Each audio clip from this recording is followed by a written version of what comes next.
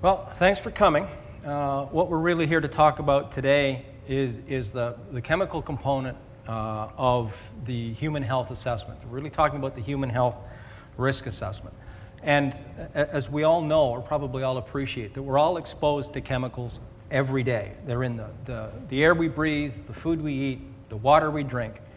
And really what this process is intended to do is to determine how much those exposures will change between what occurs right now and what would likely be the case if when the project goes ahead. So the next point really that I want to make is that all of the work that we do in the human health risk assessment relies on information that we get from the air quality assessment and the water quality assessment. And in terms of chemical release from the project, that's going to happen one of two ways. Things are either going to be released to the air, and if they're released as gases such as carbon monoxide, sulfur dioxide, nitrogen dioxide, those remain as gases in the atmosphere, and there's a possibility that people would inhale those directly. The other things that get emitted to the atmosphere would be particulate matter and dust, and with particulate matter, we're really focused on PM10 and PM2.5, and PM10 is defined as particulate matter that's smaller than 10 microns in size, and PM2.5 is particulate matter that's smaller than 2.5 microns in size. And with those, there's a possibility that they would be inhaled, and so that the metals that are bound to that particulate matter would also be inhaled, so that represents a possible exposure. Those particulate matters and dust will also deposit to soil, so there's a possibility that those metals will accumulate in the soil as a result of that, and you can come into direct contact with that by touching the soil. You can also ingest that incidentally, and we all ingest a certain amount of soil every day, whether we're aware of it or not. The other thing that can happen is that the metals are in the soil can then be taken up into plants and animals, and they represent another exposure route if we then eat those plants and animals. The other thing that could happen from a project perspective is we could have chemicals released to the water, either the surface water or the groundwater. And if either of those are used as a source of domestic or potable water, there's a possibility that you'd be exposed directly through drinking the water. There's also a possibility that the metals in that water could be taken up again into country foods, plants and animals, and from there ingested if you eat those plants and animals. So really what we're looking at here are multiple ways of being exposed, and we need to make sure that we're accounting for all of those. And the reason that I wanted to make the point that what we rely on is the air and the water quality data is the study area that we set for the human health risk assessment has to match the study areas for the air quality assessment and the water quality assessment because we're relying on their information to do our work, and it's those assessments that define where the project could possibly have an effect. So we need to look at those study areas. But we took that information and we broke that up into a number of different areas within Kamloops so that we weren't looking at the effect in Kamloops in general. We wanted to know how much exposures would change, how much the project could affect exposures in various areas in the community. And we looked at Aberdeen, Knutsford, Sahalee, West End Downtown, Brocklehurst North Shore. We also looked at Kamloops Indian Reserve, and we also looked at the recreational area around the project site. We looked at Jacko Lake for people fishing on Jacko Lake and people who may engage in mountain biking, hiking, snowshoeing, snowmobiling, whatever, in this area around the project. The process that we used is a process that's been established by Health Canada and the US EPA. And what the process does is it identifies the chemicals, the things that are present at concentrations that are high enough to represent a potential concern for human health. It identifies who might be exposed, which are the receptors, how they could be exposed, which are the exposure pathways, and the exposure benchmarks. And the exposure benchmarks are set by regulatory agencies like Health Canada, the US EPA, the World Health Organization. And the simplest way to think of those is to think of them as allowable daily intakes. And what that represents is the amount of chemical that you could be exposed to on a daily basis without the regulators having a concern that there would be an adverse health effect. And when they set these benchmarks, they don't set them for the general population. They set them to make sure that they're protecting sensitive members of the population. So that would be young children, the elderly, people with pre-existing conditions. So they make sure that they set those benchmarks to provide protection for those people, and by doing that, they're providing protection for the average population. From there, we do 2 exposure assessments. We do one for baseline or current existing conditions, what's happening right now, what are our chemical exposures today, and then we look at what are those chemical exposures under operational or post-closure conditions. All of the assumptions that we make up here are the same for both of these processes, and what that allows us to do is look at the incremental change that occurs between what's going on now and what additional component will happen when the project goes ahead. Finally, from that, we do what's called the risk characterization, which is really just a simple comparing the exposures that we estimate to the exposure limits that we've identified here that have been set by the regulatory agencies. And we don't get to pick and choose these benchmarks. There's a process that's set on how these benchmarks have to be selected. And that's all laid out in the document. So what we looked at, the chemicals that we looked at for the inhalation exposures, we looked at PM10 and PM2.5, nitrogen oxides, sulfur dioxide, carbon monoxide, PAHs, which are polycyclic aromatic hydrocarbons, which are associated with diesel particulate, and we looked at metals as well. And we looked at inhalation for all of these. For metals, we also looked at exposures that would happen as a result of water runoff or deposition. So we looked at soil ingestion and dermal contact. We look at intakes from drinking water, in this case municipal supply, or groundwater, surface water up in Knutsford. We also looked at intakes from backyard garden produce and from country foods. And here for country foods, we also included local beef, recognizing that there's ranching that goes on in the area, and there's a possibility that members in the Kamloops community, as well as people in Knutsford, may eat more locally produced beef than the average population. So the metals that were identified as part of the screening process, and we looked at information for a large number of metals, and you go through a rigorous screening process to help identify the ones that are there at concentrations that are high enough that they may represent a human health risk. And there were 12 of them: aluminum, antimony, arsenic, chromium, cobalt, copper, lead, manganese, molybdenum, nickel, selenium, thallium. We actually looked at 14. We also included mercury, and we included uranium, not because they were there at concentrations that represent potential concerns, but they were a concern that came up in the consultation process repeatedly. So we included those to address community concerns about these 2 metals. Okay, so who did we look at? Well, we looked at residents, and that really is anybody that lives in Kamloops.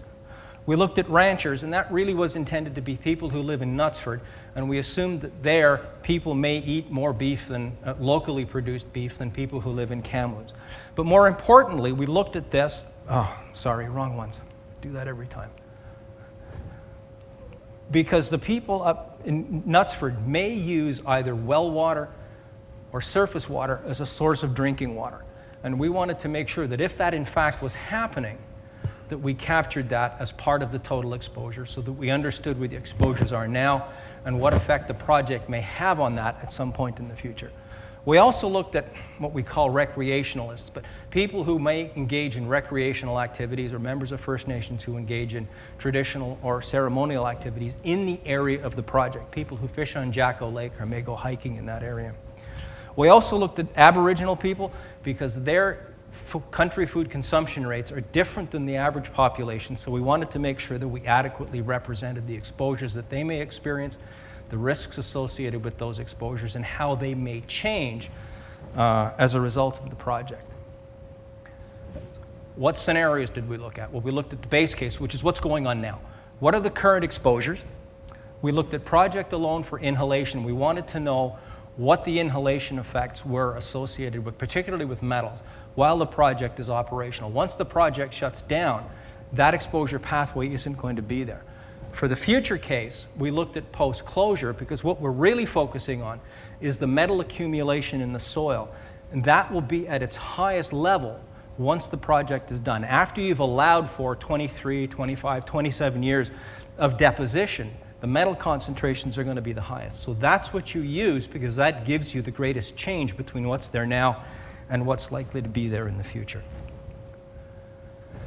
In terms of how we interpret the data when we get it, if we're dealing with chemicals that are called non-carcinogens or something that doesn't cause cancer, you really do nothing more than compare your estimated exposures to your exposure benchmarks. Are you above that limit? Are you below that limit? And here in BC, as long as those concentrations are below that limit, the conclusion is that there are no health risks or that there are no substantial changes in health risk.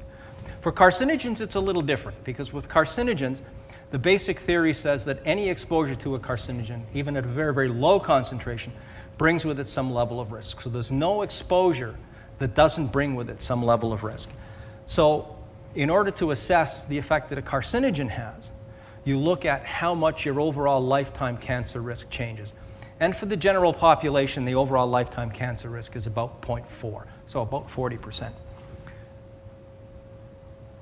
The way the BC government, the way Health Canada look at assessing the change in health risk associated with exposure to a carcinogen is that whatever exposure you predict is not allowed to change your overall lifetime cancer risk by more than 0.00001. So effectively, if our overall lifetime cancer risk is 0.4, project-related exposures to carcinogens would not be allowed to change that by more than 0.40001.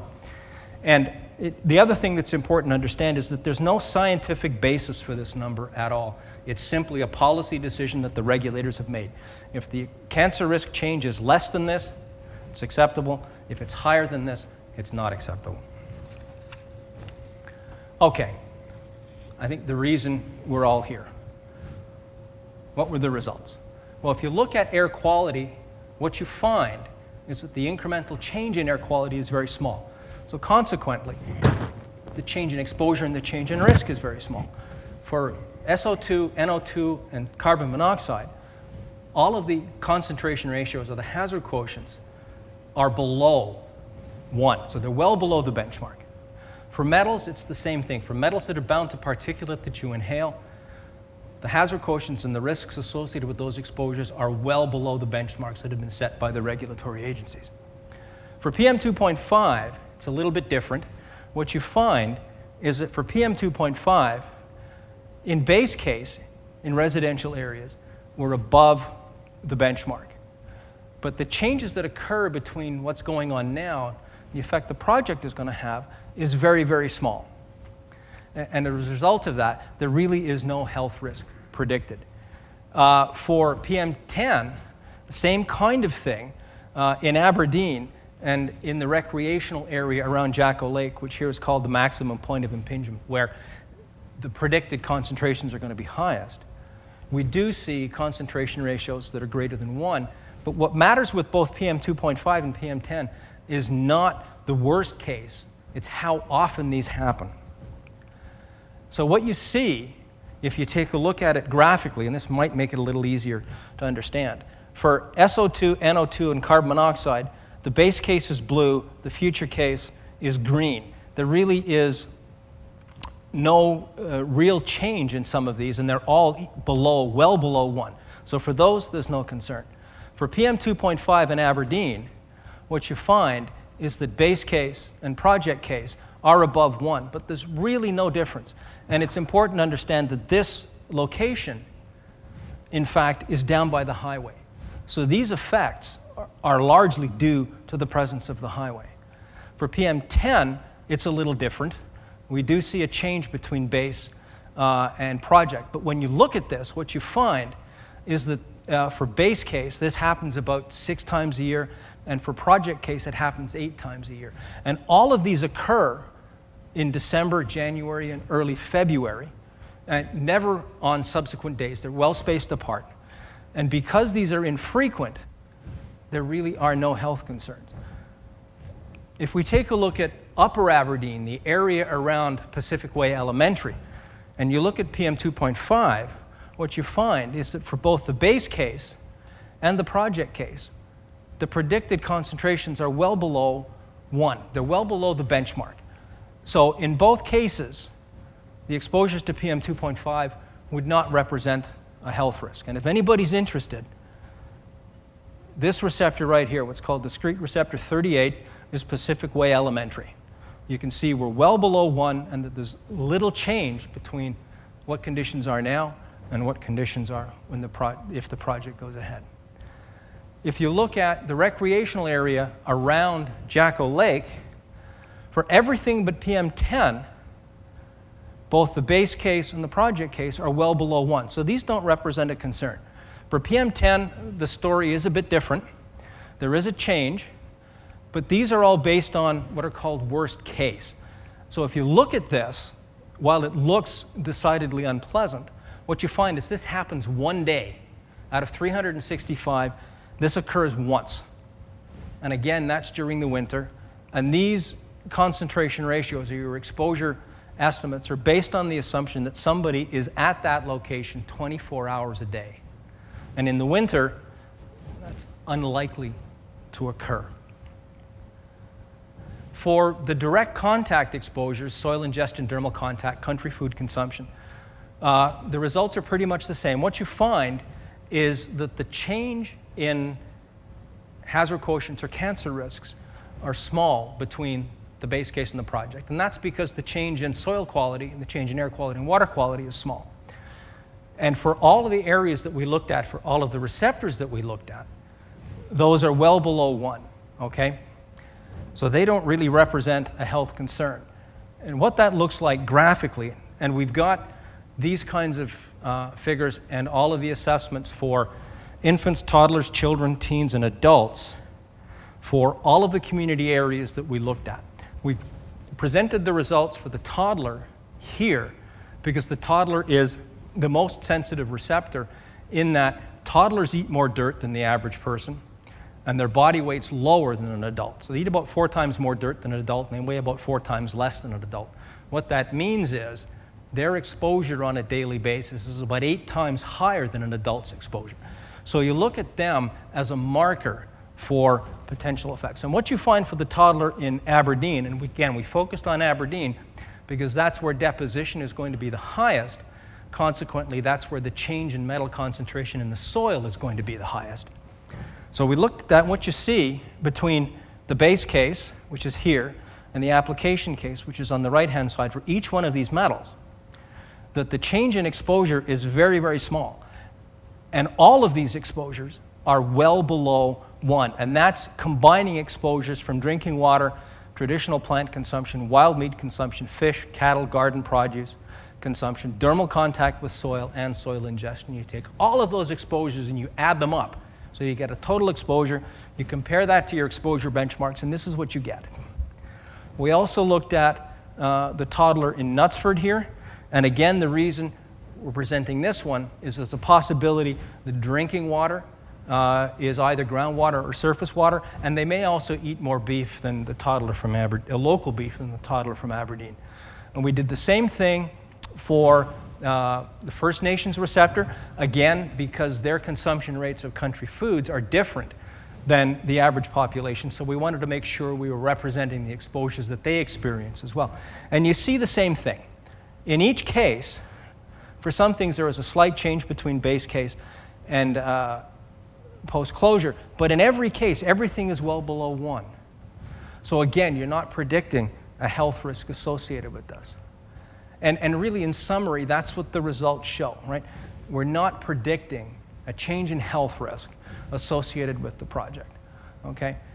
We certainly used a large amount of air quality, water quality, soil quality data in the work that we've done. The models that we've used or the processes that we've used to carry out these assessments are exactly what the Feds, Health Canada, the US EPA, other regulatory agencies recommend, so we're consistent with the processes they expect to see. CAM really is going to commit to reducing potential exposures in any way that they can. So things such as controlling dust and runoff water from the mine site. The other thing to keep in mind is that changes in environmental quality, including air quality, water quality, soil quality, will be monitored on an ongoing basis. And that's really to make sure that things are behaving the way everybody expects them to, so that we can either comfortably say, yes, we have overpredicted, or we're okay, or something's not working quite the way it should, something needs to be done. And those results will be available so that anybody who's interested can take them, redo the work, and just confirm the results that we've got. If you have a question, if you come down to the microphone and speak very closely to it, and first give your name and then ask your question, I'd appreciate that. I'm going to ask a question as the moderator. I noticed that the situation up in Knutsford, from your graph there, a very high amount of arsenic. So is the soil up there high in arsenic? No, the arsenic there is more a drinking water component. It's the drinking water that contributes to that. And we certainly looked at that when we saw the results, but if you take a look at the arsenic concentrations that are in the water, they're below the Canadian drinking water standards for arsenic. So it's the drinking water there that seems to be contributing to that exposure. My name is Rich Weir, and my question is that one component that you said that was over one, and that was just for one day, is there any way to predict which day that is during the winter? And can people be notified? The air quality modeling that we have will give us the date that it occurred for that modeling year. So we know from the data set that we were using what day that occurred. Whether it's possible to predict that, air quality modeling is not my area of expertise. I don't really think that I can properly answer that in terms of predicting it into the future, because air quality modeling is not. I just wondered if there's a criteria that you know that you have to have the perfect weather conditions to have that over one. If there was a way that, you know, public in that area or something could be notified to stay out of the area on that. I don't know enough about how air quality modeling is done to answer that. Right. It's a perfectly fair question. I don't know what the answer is, and I ask the air quality people, and they'll probably be able to tell you. Yeah, I just thought it was interesting that there was that one day that it was a little higher. I just thought, and they'd be able to tell you what the meteorological conditions were that resulted in that prediction. Right. And my name's Gary Gregson. One of the issues, and I don't know whether it really applies, but I'm thinking of the tailings pond and the water that's there and the waterfowl that are likely to be landing, feeding around there. Do you have, or does anyone in the project have any indications or study of what the effect may be on the waterfowl when they're on that water? I think the people who were doing the wildlife assessment should be able to answer that. Okay, I'll attend their session. Now, would that be with the tailings pond people, or would that be with the water quality? There were people that did a wildlife assessment. Okay. And they should have that, and if they should be, there would be my first port of call. I'd go and talk to the people who did the wildlife work. And they're immediately outside this door here. All right, thank you. Okay. All the mines we've seen and health problems in other areas. What makes this project so special that magically nothing came up? Like, is there factors that you've seen, environmental factors that make it special here that, you know, I mean, we get a lot of wind from the south, all sorts of things. And if you could sum up and say that maybe you were even surprised at the findings, but given some magical great circumstances, we're fortunate in that there's going to be no health effects versus, say, a mine somewhere else that clearly has proven health effects. I was surprised by how small the change in metal concentration in the soil was when we did those predictions. And that really is a function of the air quality. Because we get the dust fall data from the air quality, we use that to estimate the change in metal concentrations. And we have to go on the information that we get from them. Was I surprised to find that there were no health effects? No, because if there had been, then things would have had to have been adjusted in the mine plan to make sure that they weren't predicting an effect. Am I surprised at how small those effects are? Well, sometimes they're larger, sometimes they're smaller than this. So there's nothing particularly special about this one that's unique from any other one that I've worked on. So I guess maybe the short answer to that is no. And is it probably when there's inversions happening, is that mitigate, or, you know, from what? Because I know when we get those nasty Yeah, inversions. you'd have to ask the air quality Okay. people about that. That really is an air quality thing. I mean, in terms of the dust fall, we get annual dust fall data that gives us an idea of how much dust falls on a yearly basis. And that's not broken down on a day-by-day basis, because for us that really doesn't matter. What matters is how much accumulates between now and when the project is done.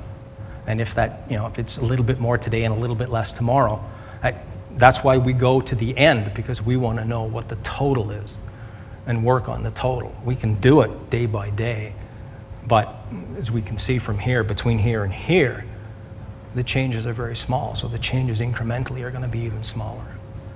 Okay, thank you. Thanks very much. My name is Trevor Owen. I wish I had the correct term here, but you're a toxicologist, and I think it looks like you've looked at the toxicology of the mine and its development very well. Are there, and I think the term is a comprehensive health impact study which differs from the work that you've done? There are community health assessments which can be done, and they are done in communities where there are concerns about existing conditions. There are health impact assessments which can also be done.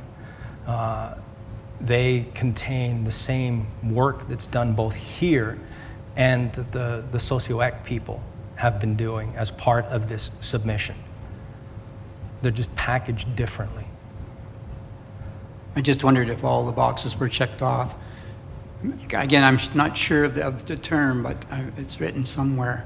It's a comprehensive health impact assessment, and it includes toxicologists as well. But Yep. there are other disciplines there are involved, and so you have other a disciplines total that- picture for human health. Yeah, there's a socioec component. There are a number of other components that go into that, and they have been addressed by other components of the work that's been done here. Okay, thank you. Thanks, Terry. My name is Robert Price. I have a question for you. You mentioned that you looked at beginning to end and you averaged it out. No, sorry, go ahead and finish your question. Being under one. Now, was that an average of the whole from the beginning of the project till it when it's completed, that everything was under one? And the question I have is, if you average it over, and one day it's 20 degrees, we'll say, and one day it's minus 20 degrees, on average it's 0 degrees, which is fine. So I'm just wondering if it would be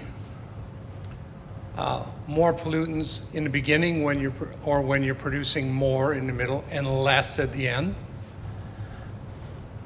Okay, I'm not sure I'm understanding the question. Okay. If you're asking about the air quality component, and how that affects the work that we do, then if you're asking how the air quality people generate their data, then you need to talk to the air quality I think people. more about the mine when it said we looked at our particulate matter, we looked at it from the beginning and the end, and because you'd mentioned that you don't do it every day, Okay, you do it from the beginning to the Right. end. So if it were really high in one day and really low on another, on average it would be okay. right. And if that's the impression that you got from what I said, then I apologize, because that's not what happens. What we do is we take, for soil quality, which is really what we're concerned about with the particulate matter depositing on the soil, we know what the soil concentrations are now based on the sampling that's been done. And what we do is we take the air quality data and they give us an annual deposition rate for the worst year of operation. And we take that and we say that deposition rate is going to happen every single year over the operational life of the mine. So we know annually how much the metal concentration is changing. We look at what's here now, and in order to figure out, what it is at the end, we just go right, so we've got that concentration happening every year times 25 years. It's going to increase the soil concentration by this much. And those are the numbers that we use. We could do it every 5 years, every 10 years, but you go to the end first, and if the end is okay, then everything in the middle. If the end isn't okay, then you can start looking to find out where problems occur. But if the end isn't okay, you need to make changes so that the end is okay. Okay, thank you very much. Okay. Randy Sunderman. So I was just kind of following on the previous discussion. What I'm wondering is, so where do your numbers come from when you're looking at the metals like the nickel and the uranium and that type of thing? You're looking at the actual drill samples, soil samples? We had 50,000 samples, or 50,000 metal assessment samples that were handed to us, or the information, not the samples themselves. And we took all of that for waste rock, for ore, for tailings, and we used that to generate estimates of what the metal concentrations were in each one of those components. And from that, we took the upper estimate of those concentrations for each one and assumed that those were what the metal concentrations were in the waste rock, in the ore, and in the tailings, and used that to estimate what the change in metal concentration was going to be from now till the end, when deposition occurs at the end of the project. Did you look at the different levels? Like, so for example, if nickel changed from surface to say 100 meters kind of thing, did you look at any of that kind of? No, we didn't look at that, mainly because what we're concerned about is what the overall change is between now and the time that the project ceases operation. So yes, from year to year, as they're in different areas, if the metal concentrations in the ore or whatever change, then the deposition is going to change. But what matters is, so if it's high one year, low year the next year, what matters is the total change from now to once the project is done, okay? So we don't need to be as concerned about the change in metal concentration across the horizons, because we're worried about the total change in metal concentrations. So if it goes up one year and down the next, as long as we're using a worst case, because we're taking the maximum concentrations, or the 95th percentile of those concentrations, we know that we're overestimating what total accumulation is going to be, and that's what we need to do. So you're averaging the whole sample size. You're not looking at, like, so if we hit a high area of nickel or a high area of mercury, that was, say, coming out in 1 year, that wouldn't really matter in your modeling? No, because what we're concerned about is the total change between what happened, what's there now, and what will be there at the end of the project. So if we have 1 year where we have slightly higher deposition, and next year where we have slightly lower deposition, what we're really concerned about is what comes out at the end. And what we've done is we've taken the upper 95th percent confidence limit on that data and said, okay, because for some of these things, metal concentrations can vary by several thousand parts per million. We've taken the top end of those estimates for each one of those metals and said, that's what's going to be there every single year. Right, so if the concentrations are lower, well, we're going to be overestimating what the metal accumulation is. And that's what we want to do, because we want to make sure we're overestimating exposures so we're not underestimating risks.